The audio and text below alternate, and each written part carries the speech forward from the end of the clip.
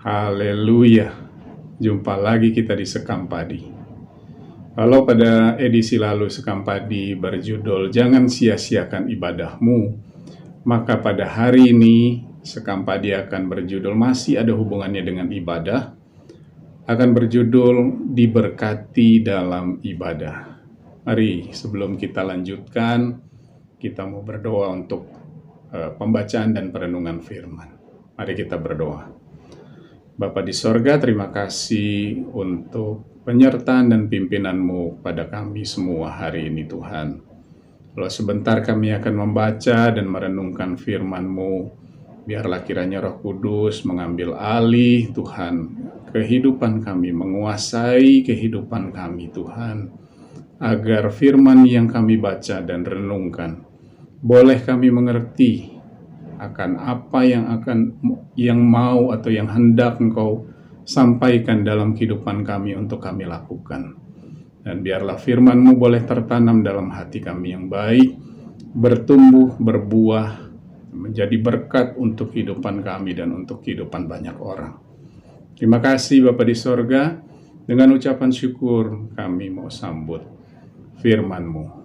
Dalam nama Tuhan Yesus Kristus kami berdoa. Haleluya.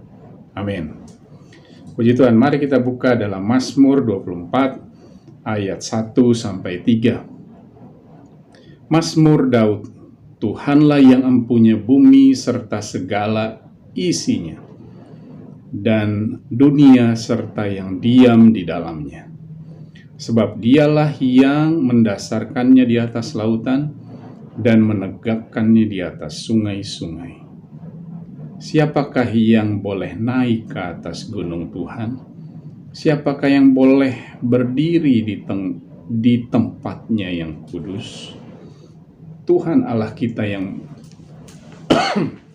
menciptakan kita, begitu besar, begitu dahsyat, begitu maha kuasa, begitu suci dan kudus. Pertanyaannya yang disampaikan dalam ayat 3, siapa yang boleh naik ke atas gunung Tuhan? Siapa yang boleh berdiri di tempatnya yang kudus? Hari-hari kita beribadah kepada Tuhan. Pada saat kita beribadah, kita mendekatkan diri kepada Tuhan. Kita naik ke atas gunungnya Tuhan. Kita berdiri di tempat kudusnya. Kalau kita ingat cerita tentang Musa pada saat dia mau diutus untuk menjadi pemimpin bangsa Israel keluar dari tanah Mesir. Dia naik ke Gunung Horeb atau Gunung Sinai, atau yang dalam bahasa Yunani dalam Kisah Rasul 7 ayat 30 disebut dengan Torsina. Dia naik ke gunung Tuhan, lalu kemudian dia bertemu atau dia melihat semak belukar yang berapi. Ada api namun tidak terbakar. Lalu kemudian ada suara, jangan kau injak. Tanah tempat yang kau injak itu adalah yang suci. Tempat di mana kehadiran Tuhan ada, di situ adalah tempat kudusnya. Jadi siapa yang boleh naik ke atas gunung Tuhan? Gunung Tuhan berbicara tentang kehadiran Tuhan, hadirat Tuhan yang turun ke tengah-tengah ibadah kita.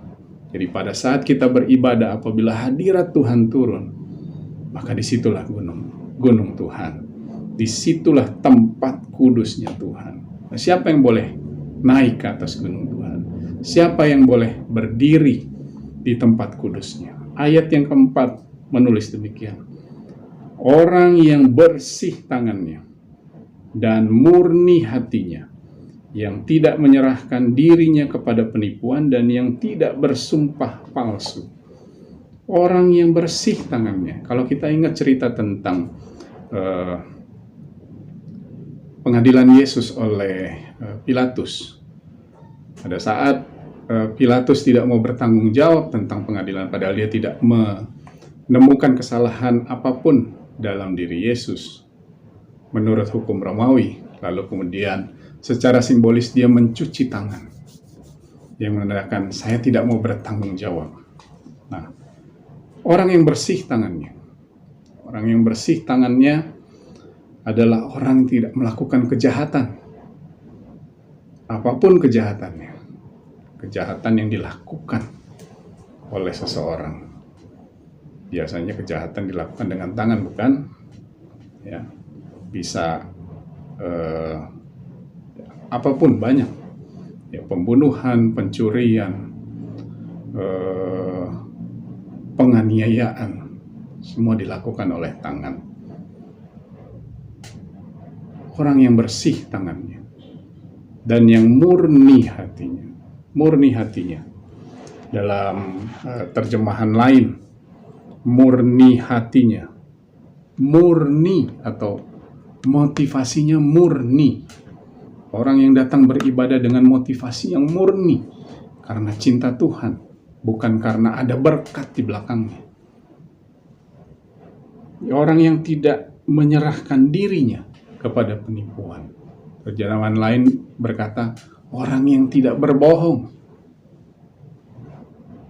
tidak menipu, tidak berbohong, dan orang yang tidak bersumpah palsu, ya, atau yang bersumpah dengan tidak punya kemauan untuk melakukan hal itu. Dia berjanji namun dia tidak mau, tidak ada kemauan, tidak punya intensi untuk melakukan janjinya. Ya Tuhan, saya mau iring kepadamu, setia kepadamu. Tapi dalam hatinya dia tidak punya intensi untuk melakukan hal itu dalam kehidupannya. Jadi orang yang bersih tangannya, orang yang murni hatinya, yang tidak menyerahkan dirinya kepada penipuan atau yang berbohong dan yang tidak bersumpah palsu. Orang-orang inilah yang boleh naik ke hadirat Tuhan. Orang-orang inilah yang boleh berdiri di tempat kudusnya Allah. Mungkin kita pernah sering mendengar bahwa ada orang-orang yang datang beribadah namun dia tidak merasakan berkat dalam ibadah. Dia tidak merasakan jamahan dalam ibadah. Padahal sekelilingnya orang-orang dijamah oleh Tuhan. Hancur hatinya karena jamahan Tuhan. Kalau kita buka dalam Yakobus 4 ayat 8. Mendekatlah kepada Allah dan Ia akan mendekat kepadamu. Tahirkanlah tanganmu, hai kamu orang-orang berdosa, dan sucikanlah hatimu, hai kamu yang mendua hati.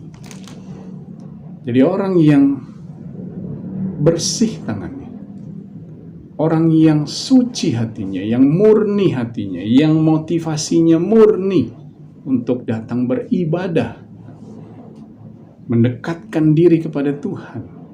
Dia mendekatkan diri kepada Tuhan. Yakobus 4 ayat 8 tadi sampaikan, kalau orang dia mendekat, maka Tuhan juga akan mendekat. Jadi seringkali kita dengar orang datang beribadah namun tidak merasakan kuasa ibadah itu.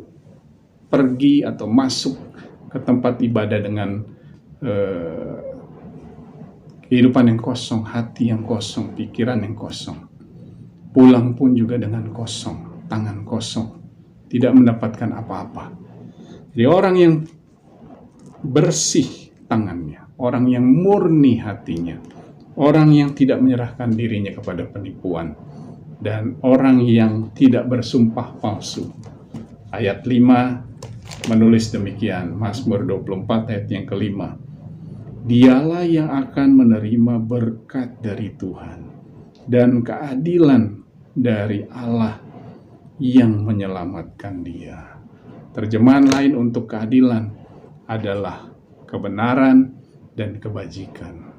Jadi orang-orang inilah orang yang bersih tangannya, tidak melakukan kejahatan. Orang yang murni hatinya, yang motivasinya benar, motivasinya murni untuk beribadah, tidak menyerahkan diri kepada penipuan, dan tidak bersumpah palsu. Dialah yang akan menerima berkat Tuhan. Dialah yang akan menerima keadilan, kebenaran, dan kebajikan dari Tuhan. Mari kita renungkan firman Tuhan ini dalam hidup kita. Beribadahlah dengan tangan yang bersih, dengan hati yang murni, dengan tidak menyerahkan diri kepada penipuan, dengan tidak berbohong, dengan tidak bersumpah palsu. Maka berkat Tuhan akan menjadi bagian kita. Maka kita akan diberkati dalam ibadah. Renungkan firman Tuhan ini di dalam kehidupan kita dan terimalah berkat. Terpujilah nama Tuhan. Tuhan Yesus memberkati kita semua. Amin.